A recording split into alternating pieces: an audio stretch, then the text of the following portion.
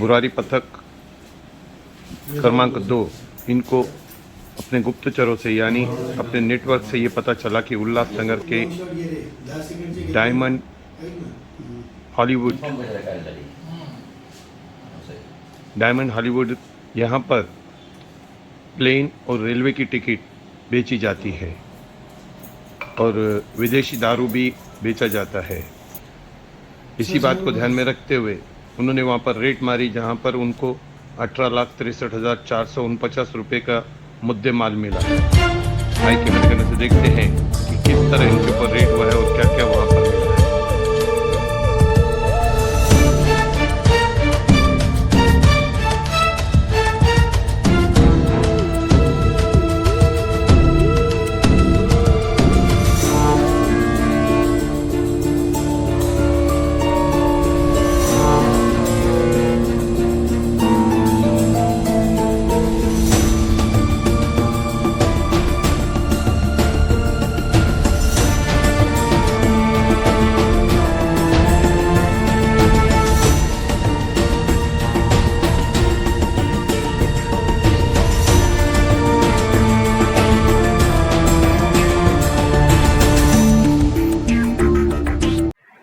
दिनांक 28/5/25 रोजी आम्हाला गुप्त बातमीदाराकडून बातमी मिळाली होती की उल्हासनगर नंबर 1 मध्ये एक उल्हासनगरमध्ये अरुणकुमार पोपटाने म्हणून माणूस आहे, डायमंड हॉलिडेज म्हणून जे दुकान आहे त्या दुकानात तो विदेशी मद्य जे उच्च प्रतीचं स्कॉच ते तिथे ठेवून विक्री करत आहे। त्यानुसार आम्ही त्या ठिकाणी गेलो असता, स्टाफसह गेलो असता त्या दुकानात झडती घेतली। त्या ठिकाणी आम्हाला जवळजवळ एकूण 36 बाटल्या मिळून आल्या उच्च प्रतीचं मद्य स्कॉच।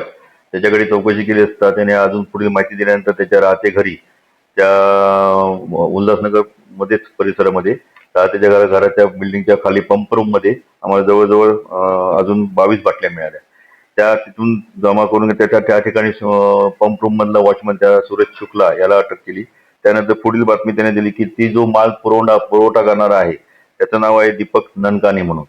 तर त्याच्या राहते घरी गेलो असता त्या ठिकाणी त्याने माहिती दिल्यानुसार त्याच्या सोबत आम्ही आणेगाव अंबरनाथ रोडला गेलो असता त्या ठिकाणी आम्हाला जवळजवळ उच्च प्रतीचे स्कॉचच्या बाटलीचे 21 बॉक्स मिळून आले। असे एकूण आम्ही जवळजवळ 352 बाटल्या जप्त केल्या। टोटल एकूण मुद्देमाल 18,63,449 रुपयाचा जप्त करून 3 आरोपींना अटक केली। आरोपींना माननीय न्यायालयात हजर केले असता माननीय न्यायालयाने त्यांना 14 दिवसाची पोलीस कस्टडी दिली। ही जी दारू आता आम्ही जप्त केलेली आहे ती not for sale in Maharashtra आहे। ती दिल्लीवरून त्यांनी मागवलेली, त्याच्या प्राथमिक चौकशीत आम्हाला आढळून आलेलं आहे। तर ती आम्ही त्या बाटल्यावरील लेबल बघितलं तर ती दिल्लीचीच मेड इन दिल्ली आहे आणि ती महाराष्ट्रात चालत नाही। आणि उच्च प्रतीचं जे मद्य आहे त्याची विक्री सर्रास आता चालू असल्यामुळे याची कमी किमतीत ती विक्री करून आपल्या महाराष्ट्राचा महसूलचं नुकसान होत आहे त्यामुळे।